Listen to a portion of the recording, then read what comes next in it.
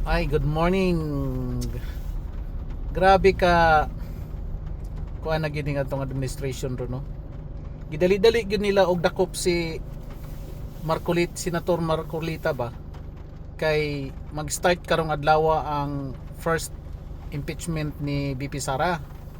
Unya, ang purpose day nila nga dali-dali og dakop si Senator Marcolita para walay maka-cross examine sa mga himuon nilang witness o dalahon nilang witness dito sa Senate.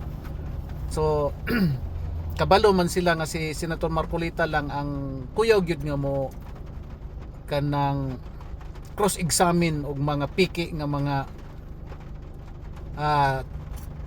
testigo. So ilang gibuhat gidali-dali gyud nila kay plano gyud nila nga i-impeach gyud si Sara. Labi na karon kay nigawas ang desisyon sa COA nga na natarong gyud og paggasto ang iyahang confidential fund. So wala na, weak na ang ilahang basihan nga paggasta sa kanang unexplained pag gasto sa kuan confidential fund. Ang problema nila tungod kay si Senator Marcolita ramang gyud ang banggitan nga abogado nga senador nga potential nga mao gyud mo cross examine sa ilang mga witness, gidali-dali gyud nila dakop tanawa. Karon gyud nila gi-execute ang warrant of arrest nga karon pod magsugod ang impeachment trial nga gisang-at nila laban kay BP Sara. Grabe gyud nila ka garapal no, grabe gyud nila ka hadlok gyud ba nga dili ma-impeach si Sara. Hadlok gyud sila tanan kay once nga mahimong presidente si Sara na hurot gyud na sila panagot kay halos sila tanan presidente, kabinete, hangtod na sa mga congressman, senador, puro sila nga nakabenepisyo sa grabing pangawat sa kaban sa ato ang panudlanan sa kagamhanan. Unya kay dili man sila pasayloon.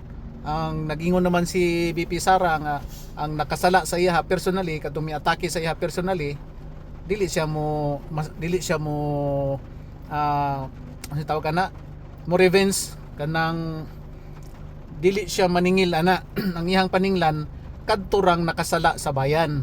Unya kay halos-halos man sila karon nakasala sa bayan, mao nang gibuhat nila tanan nilang mahimo para madiskaril ang defense ni BP Sara. Nya sa gikaingon ko na si Senator Marcolita raman ang murag siyempre kay appeal man sila sa kanang murabag kanang judge ba, sila man ang magtayo mubarog karon isip judge. So siya ang usa sa mo cross examine sa ipresenta nila unya nga testigo. So dali-dali nila para makuhaan gyud og potential. Grabe no. So kana lang atong update karon, nadakpan na gyud si naaresto na gyud si Senator Marcolita.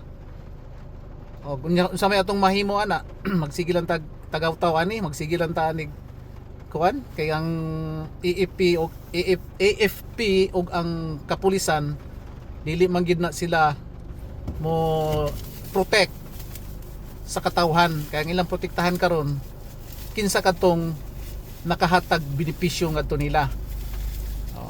Ana lang, daghang salamat sa pagtanaw ning ako ang video.